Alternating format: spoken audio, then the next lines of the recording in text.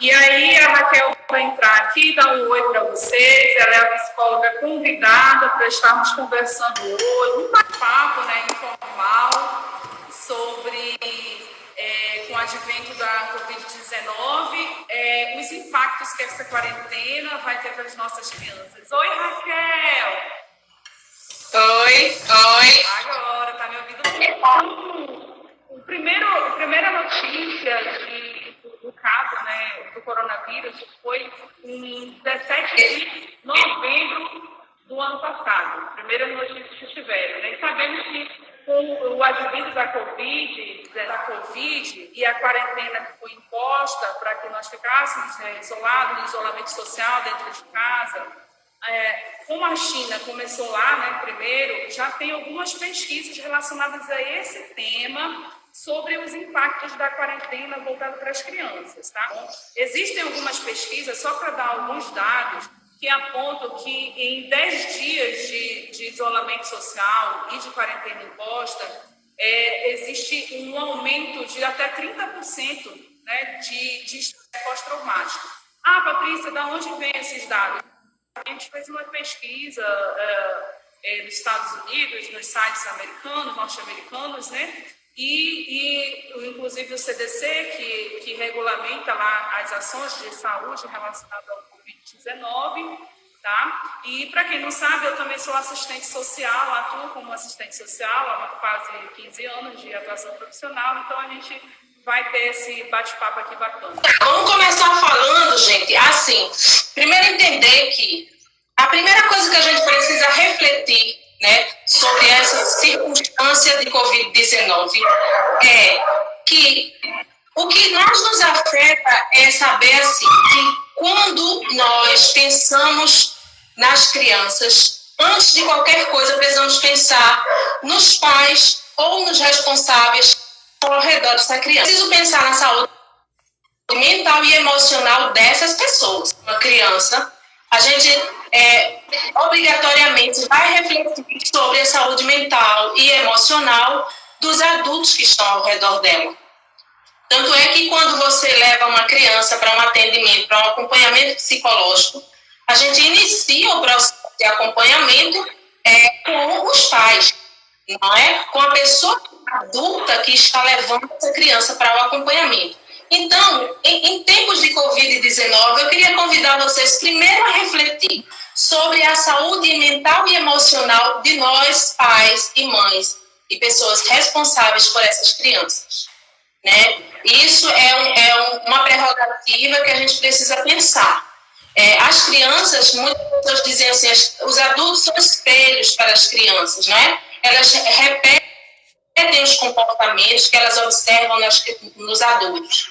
Elas são influenciadas por essa condição emocional deles. Então, se lidando com essa circunstância, vai interferir diretamente no resultado, ou seja, nesse comportamento dessas crianças, não é? E como ela vai levar isso daqui para frente.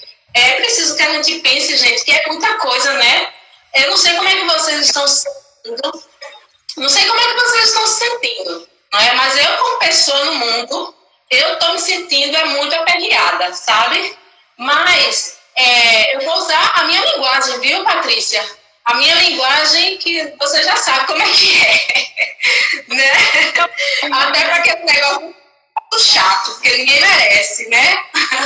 As pessoas falando, as pessoas, enfim, falando aqui como robô, né? Eu não sou robô, você sabe, eu vou falar como eu me sinto mesmo. Eu não tenho como fugir, eu sou pessoa, não é? Que antes de ser psicóloga, eu sou pessoa no mundo, não é? Que sente, que vive, que chora, que ri, que conta piada. Então, eu preciso falar também de uma realidade que é a minha também. Essa realidade, gente, é a minha também, é de todos nós. Viviane Luz pode falar também, a Fabíola que está aí pode falar também. Não é que nós, como psicólogos e como pessoas no mundo, como pais e mães, as angústias que nós vivemos. E muitas vezes as pessoas, não é, que não passaram alguns anos estudando sobre o assunto, se sentem até muitas vezes, como é que eu posso dizer, achando assim, olha, eu não sou psicóloga, eu não sou pedagoga, eu não vou saber lidar com isso. Vai saber sim, gente.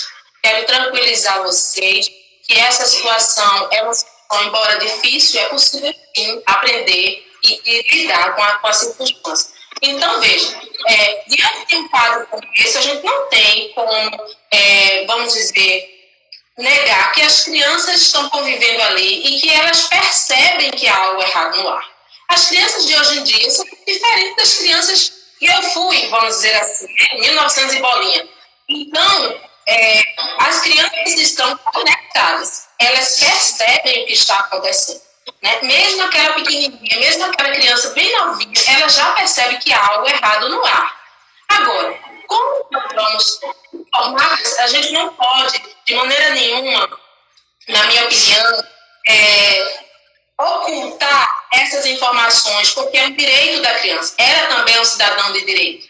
Ela precisa saber o que está acontecendo, mas de uma forma adequada à condição, não é que ela tem hoje. Então, se a criança é muito pequena, é claro que eu não vou falar dos dados científicos, mas eu preciso sim dizer a ela que existe um bichinho, que a linguagem, a mãe que vai criar, porque isso depende muito da sua relação com o seu filho, né? E da idade dessa criança. Não é porque, se você for observar uma criança de 7, 8 anos, não é? 6 anos, ele sabe que o nome do bichinho é Covid-19, ele já ouve falar porque ele assiste TV, porque você conversa ali na frente dele, ele ouve as suas conversas, embora ele esteja ali brincando na sua sala. Mesmo aquela criança pequenininha, ela está brincando na sala. Vamos imaginar aí, vamos imaginar no seu cotidiano. Você está conversando com o seu marido na sala e a criança está ali próximo de vocês no tapete, né? Está com o boneco dele, ela está com a bonequinha dela, está brincando, está contando uma história. Ok. Ela está prestando atenção no que você está conversando. Então, você não tem como negar que essa criança, ela sabe, sim, o que está acontecendo. Só que ela não tem maturidade, para compreender as complexidades de tudo isso. Então, é preciso que você, na sua condição, no seu diálogo que você já tem com essa criança, dizer para ela que existe aí um bichinho, não é? Uma pessoa, que eu vou dizer assim, esse Covid é quase uma pessoa que invadiu as nossas vidas, não é?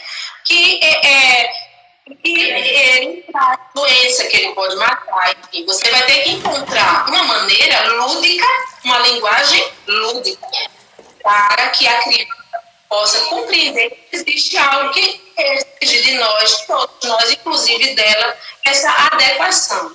É uma adequação para todos. Exatamente. Então, é isso que a Vivi está falando. Não existe receita de bolo. Muitas vezes a gente acha, né, que existe uma fórmula mágica que vai fazer com que tudo fique bem de repente. Não é assim, gente. A nossa relação com os nossos filhos precisa ser construída. E num momento como esse, ainda mais. Eu já conversava antes com a Patrícia, né? E eu acho que, eu penso dessa maneira, que quando as nossas relações com os nossos filhos, nós estamos convidados, agora nessa circunstância, a rever essas nossas relações. Veja só, se pensarmos, por exemplo, nas mães que trabalham fora, né? Que trabalham fora de casa, que têm um emprego. Elas vão lá para o emprego, elas voltavam, elas deixavam com a mãe, ou com o avô, ou com a avó, ou com a babá. Hoje, essa mãe está em casa. Ela voltou, e aí ela vai ter que, agora, antes, claro, o afeto era enorme, mas o cotidiano, uma criança, por exemplo, que ia para a escola, ela tinha uma rotina na escola, ela já estava acostumada com essa rotina, ela tinha as relações com os coleguinhas, ela tinha a relação dela com os amiguinhos da escola, os maiores, né, os já maiores, também com os colegas de escola, com os professores, e agora todos dentro de casa.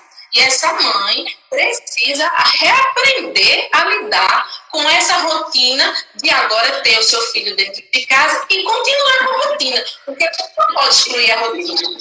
E que desafio, né? A rotina é necessária. Então, veja, os nossos filhos estão estudando à distância. E estudar à distância exige de nós um grande esforço. Não sei para vocês, mas para mim, estudo à distância, muitas pessoas, inclusive, têm um certo preconceito com o estudo à distância, né? Mas a educação à distância, ela exige de nós um debruçar muito maior sobre os nossos estudos, sobre os livros, sobre os cadernos, sobre as tarefas, sobre as atividades, não é? Então, essa criança, é claro que para ela vai ser muito difícil também se adaptar a isso, porque ela exige dela esse debruçar aí. Então, como fazer isso, não é? Tornar a situação o mais leve possível, gente. Veja, nós não podemos deixar que toda essa carga que está sobre nós, de tensão, de ansiedade, de preocupação, se reflita na nossa relação com o nosso filho. Porque se nós estamos aí com as nossas crianças ali e eu jogo em cima dela, né, toda essa carga, eu vou me tornar uma pessoa muito mais estressada, agressiva, ela vai perceber. A criança vai perceber. E aí aqueles bichinhos, aquele jornal chato, né, aquele monte de gente de máscara, é como se eles estivessem vindo para dentro da casa da gente, né? Nós estamos trazendo toda essa situação para dentro de casa. Então, é preciso tornar o ambiente mais leve possível. Então, a rotina é importante manter, não é? Um horário para o estudo é importante, porque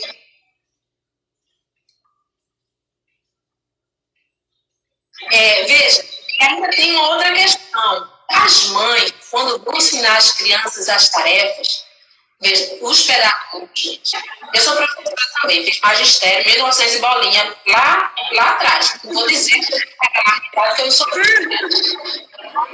né? Aí, olha, os professores, eles têm uma habilidade gigante de lidar. Imagine uma sala com 25 alunos de 5 anos de idade para fazer a tarefinha. Tem horário de fazer a tarefinha, primeiro chega, canta a música, não é assim? Das boas-vindas, depois tem a hora da tarefinha, depois tem a hora do lanche, depois tem a hora da brincadeira, tudo tem a sua hora. E as professoras, elas dão conta desses 25 meninos. Imagine. E aí, quando a gente vê, e elas têm paciência com as crianças quando vão fazer a tarefinha, que às vezes eles não sabem fazer, eles não conseguem fazer. E eu digo isso para esse pequenininho de 5 anos, mas não é diferente para um menino de 10 anos que não entendeu, pergunta ao professor, vai fazer tarefa, o professor tem que dar atenção para ele. Você precisa dar conta disso, não é? E de uma forma leve. Porque, veja, às vezes quando a gente vai para a criança fazer atividade, a gente quer que ela rápida, né? Muito rápida. Tive situações acompanhadas. Eu que diga que quem geralmente tem um TDAH aí, né, um transtorno, e realmente a gente não se dá conta e às vezes a gente não observa que a gente quer impor esse mesmo ritmo para ele. Então, vira e mexe, eu tenho que parar, meu Deus do céu, parar para pensar do que eu estou fazendo. E eu quero que eles terminem a tarefa agora, mas porque eu estou preocupada, eu acho que assim como eu, outras mães, mas outros afazeres que a gente tem, sobretudo agora com essa quarentena, né? Porque eu tive que dispensar, por exemplo, a diarista, eu dispensei também a babá, que estava começando a me ajudar com o meu bebê, o Lucas, né, de 4 meses. E aí vem essa sobrecarga, né, Raquel, de atividade, porque antes, quando a gente trabalhava fora, antes da quarentena, para as mães que trabalham fora, o que acontece? A nossa desculpa, né, que não deveria ser, mas eu acredito que é a realidade da maioria das mães, é que, eu estou muito cansada. Agora eu estou cansada porque eu passei o dia todo fora e é um grande desafio sentar, fazer tarefa com a criança, brincar ou fazer qualquer outra atividade. Mas com a quarentena imposta, com esse isolamento imposto, não é muito diferente do que nós, mães, estamos vivenciando, porque nós dispensamos aquele apoio que nós tínhamos, nós não temos mais o apoio de instituições na comunidade que são importantíssimos. A gente ainda tem que, além de conviver com essa situação, no caso de que estão íntegras, que não houve nenhum caso, Lília, ainda tem dos casos confirmados e que aí exige um confinamento dentro da casa. Aí você vai precisar lidar com situações ainda mais desafiadoras, porque, veja, se uma pessoa desenvolve a e ela está aí vai permanecer em casa, confinada, dessa vez sim, confinada em um espaço, não é? Aí vai ser muito mais desafiador, porque ela vai permanecer num cômodo e a criança que está ali ao redor, se for quanto menor, mais difícil de compreender isso aí, não é? Aí é onde eu disse da importância de um adulto que está cuidando dessa criança manter a sua condição emocional, entendeu? Então, é preciso que o adulto que está cuidando dessa criança se mantenha, na medida do possível, não é, o mais íntegro, vamos dizer assim, emocionalmente. Porque não há outro caminho, né, Paty? A gente não pode ter a criança. É preciso, de repente, pensar, se for muito pequenininho, pensar numa brincadeira, não é? Numa forma lúdica, vamos dizer, um portal que ele está numa outra dimensão, como aqueles desenhos animados contam, né? E a gente não vai poder atravessar, mas a gente vai se comunicar, a gente vai cantar uma música, a gente vai fazer, quer dizer, é uma maneira. Agora, nem sempre isso vai dar o resultado que a gente espera, entendeu? Agora, quanto maior for a criança, é preciso ir trabalhando com ela sensibilizando essa criança na medida do possível. Não é? E aí, por outro lado, e naqueles casos que vão acontecer os óbitos? E quando morrer alguém da família? O luto que várias famílias estão passando, né, Raquel? Essa criança vai precisar elaborar também esse luto, porque a perda, não há como você dizer para a criança, ninguém desaparece como um passe de mágica, né? A morte é triste. E as crianças, e nós temos uma tendência de querer proteger as nossas crianças dessa experiência de morte, mas nós não podemos negar, né, até para que ele compreenda isso e vivencie isso, claro, dentro da sua condição de maturidade, né, mas é necessário, porque nós não podemos criar os nossos filhos como se fosse uma bolha, não é? E ele está isento de sentir todos os sentimentos que estão ali ao redor dele, porque quando ele se tornar adulto ou em alguma circunstância que ele se deparar com uma situação como essa. É claro que eu não estou dizendo aqui que você vai expor o seu filho a todas as situações que ainda mais agora, que são situações muito tristes, né? A morte é algo já é triste e nessa condição que a gente tem visto muito mais. Mas a gente não pode, de maneira nenhuma, querer que as crianças não participem de alguma forma dessa situação. A morte e o morrer faz parte da vida e faz parte da vida de todos nós. Eu posso falar pela minha experiência. Eu perdi o meu pai, ele faleceu quando eu tinha 9 anos de idade. Então, você imagine o que é para uma menina apaixonada pelo pai, perder o seu pai com 9 anos de idade. E eu vivenciei tudo aquilo, sabe, Paty? Na época, o meu pai foi velado na sala da minha casa. E eu lembro bem que, assim, o último nome que ele chamou, a última palavra que ele disse foi o meu nome, porque a gente era muito ligado. Antes de... Ele teve um AVC, antes de ir para o hospital. Ele teve um AVC, ele gritou por mim. Então, e para mim, aquilo foi tão forte, mas a gente estima as crianças, muitas vezes. A gente acha que a criança ela não tem condição de vivenciar uma experiência assim, de morte. Não estou dizendo de maneira nenhuma que nós vamos expor os nossos filhos a uma situação traumática. Não é isso que eu estou dizendo. Estou dizendo que a gente precisa ter maturidade, nós precisamos ter essa maturidade, né, de apresentar essa situação para ele de uma forma que ele consiga compreender que a morte está ali, aconteceu, mas a gente não tem como voltar e a gente vai precisar guardar no coração as lembranças mais bonitas que a gente tiver, não é, da pessoa. Então, e aí tentar mostrar que ele virou um anjo, uma estrela do céu, sei lá, vai depender muito da idade da criança, entendeu? Mas mais uma vez, né, Raquel, se comunicar com a criança, né? Sim. Com a linguagem adequada a cada faixa etária, mas se comunicar e ouvir também como ela está se sentindo e estimular ela a dar nome para os sentimentos, não é isso?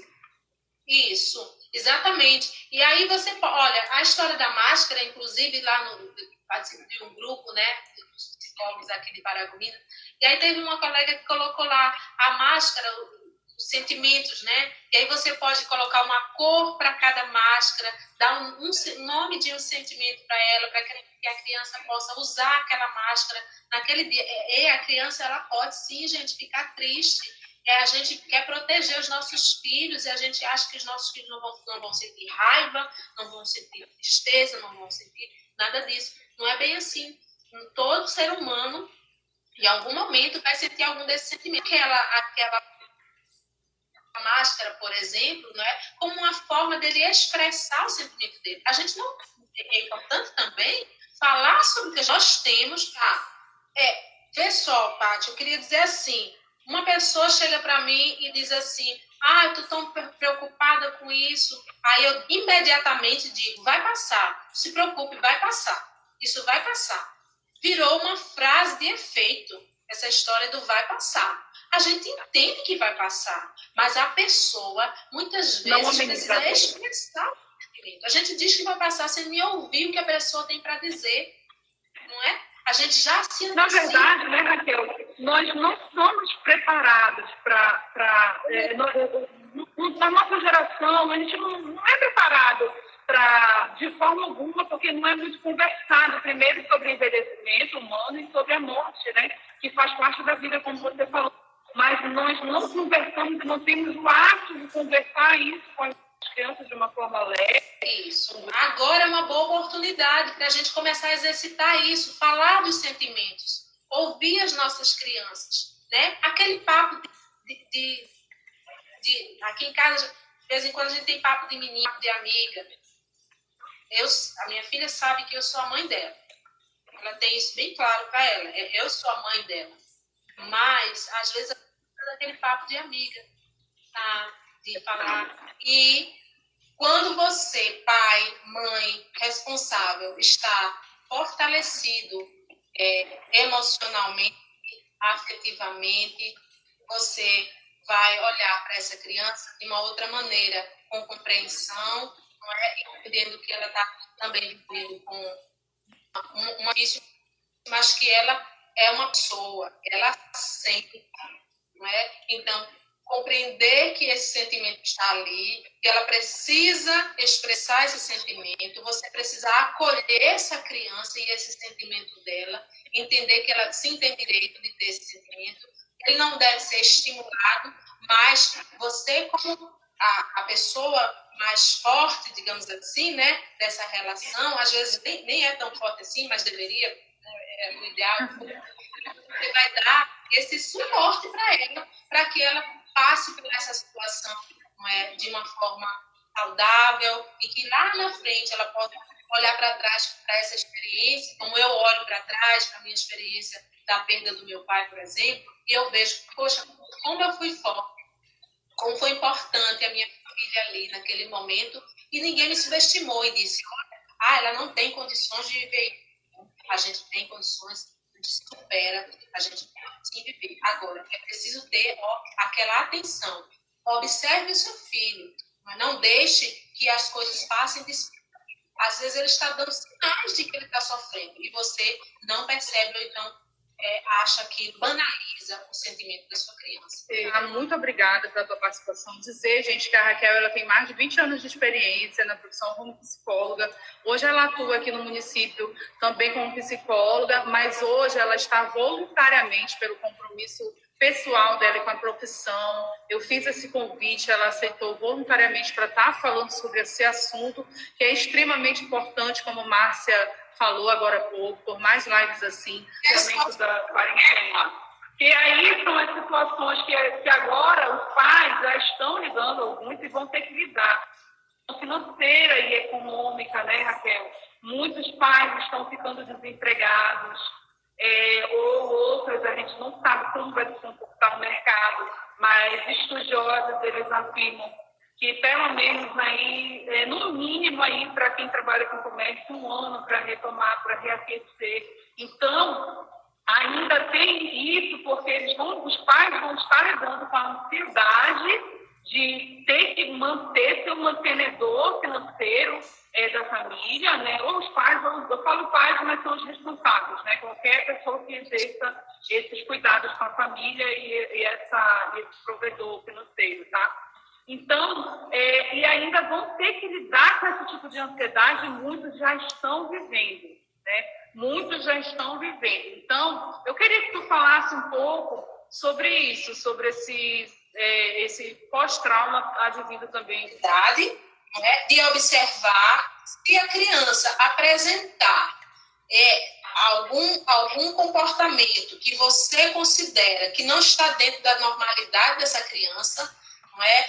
Tem criança que vai apresentar transtorno do sono, transtorno alimentar, algum tipo de comportamento ansioso. Se você observar isso, e aí, quando a gente não consegue lidar com isso, a gente precisa procurar ajuda profissional, né? O psicólogo, ele está aí para isso. Ele é um profissional que vai ajudar a entender melhor, porque cada contexto é um contexto, cada situação é única, não existe uma receita, faça isso ou aquilo que vai resolver. É a situação de cada família. Tem aí uma quantidade razoável de psicólogos atendendo com atendimento clínico gratuito, não é? A gente sabe disso, mas é procurar alternativas, mas tentar se rodear de pensamentos positivos, tá? Tentar também, eu falo para os pais, tá? Tentar fazer de uma forma que, às vezes, o nosso pensamento é sempre negativo. Se você se deixar levar por isso, se você ficar o tempo todo pensando negativo, aí você pode vir a adoecer, né, emocionalmente e até mentalmente. Então, trazer para a memória, para pensamentos positivos, olhar, porque a gente só olha a negativa, a gente não olha as possibilidades, o que há de sempre há algo positivo. Sempre há. A questão, então, eu não sei até que ponto vocês me ouviram quando eu falei do pós-traumático, né? Esse comportamento ele pode ser desenvolvido, vocês precisam ter esse cuidado. E, gente, vamos fazer assim, ó, vamos ser multiplicadores, tá certo? Vocês ouviram aqui, a gente conversou um pouco sobre o assunto, vocês precisam multiplicar isso para outras pessoas. Nós somos influenciadores, né? Nós somos formadores de união. Então, vamos levar isso para outras pessoas. Não é pensar nesse pós-traumático, pode acontecer, aí, se acontecer, talvez precise de um atendimento, de um acompanhamento mesmo profissional, não é? A escola, quando essas crianças retornarem para a escola precisa ter um manejo dessas circunstâncias. Vocês precisam estar atentos como a escola vai lidar com isso, porque o ambiente escolar é um ambiente também que pode favorecer, não é, essas circunstâncias, quando a escola tem essa sensibilidade. Quando a escola consegue fazer esse manejo, entendeu? Porque a escolar, com outras crianças que vivenciaram também essas circunstâncias, eles vão se fortalecer, né? Os seus filhos. Assim que a gente retornar As aulas online, os professores também podem fazer isso. As aulas online não devem ser apenas para conteúdo, porque na escola a gente não aprende só conteúdo, a gente aprende também sentimentos, emoções, relações humanas dentro da escola. Então, as escolas, elas podem sim desenvolver o afeto do professor, é extremamente importante para o desenvolvimento da criança. Um professor, por exemplo, que tem afeto, ele faz com que a sua criança aprenda muito melhor. Então, num momento como esse, uma palavra de um professor pode trazer um conforto emocional gigante para a sua criança. Não só o seu, mas o professor ele tem uma representação gigante na vida de criança. Né? Você talvez lembre do seu professor, você que está me assistindo, talvez lembre do seu professor lá no passado e como essa pessoa lhe influenciou até hoje. Então, a gente precisa usar a escola como um recurso para superar isso aí também, né? Vocês precisam também pensar que esse pós-traumático pode precisar de ajuda profissional, que esse estigma já existe, porque as pessoas têm medo de estar perto, por exemplo, de pessoas que trabalham na área da saúde, né? A gente tem que ter muito cuidado com isso, porque aí que sociedade é essa? Se era para a gente passar por isso no mundo, e agora a gente ficar aí estigmatizando as pessoas porque tiveram Covid, a gente tem que ter essa cuidado. E aí a gente está ensinando para as nossas crianças, querendo proteger os nossos filhos, né, da nossa bolha, não é? E querendo, atacando o mundo que não é culpado. Então, eu acho que a gente precisa pensar sobre isso, não é? Recorrer à escola como uma obra para superar essas... Também participar das ações, propor, estar presente, estar mais junto, estar mais perto, né? Isso, acho que isso é importantíssimo, porque senão a gente vai ir naquilo antes quarentena, né? E muitas famílias, infelizmente, acabam fazendo da transferência de responsabilidade. E não é isso. A gente sabe que qualquer trabalho, quando ele caminha junto com a participação da família, ele é muito mais efetivo em seus resultados. Isso. Né? Exatamente. Eu não estou dizendo aqui que é para a gente transferir para a escola a responsabilidade de fazer o seu filho superar isso, mas para que uma pessoa, não é, que vai ajudar você aí nessa tarefa árdua. Agora, o principal, como eu disse desde o início, né? Se você tem a oportunidade agora de fazer uma alimentação junto, ensine alguma coisa ao seu filho que você fazia lá no passado, um brinquedo que você usava. Aprenda, porque o seu filho, por exemplo, joga Roblox, Minecraft, usar essa ferramenta. Roblox, Minecraft, né?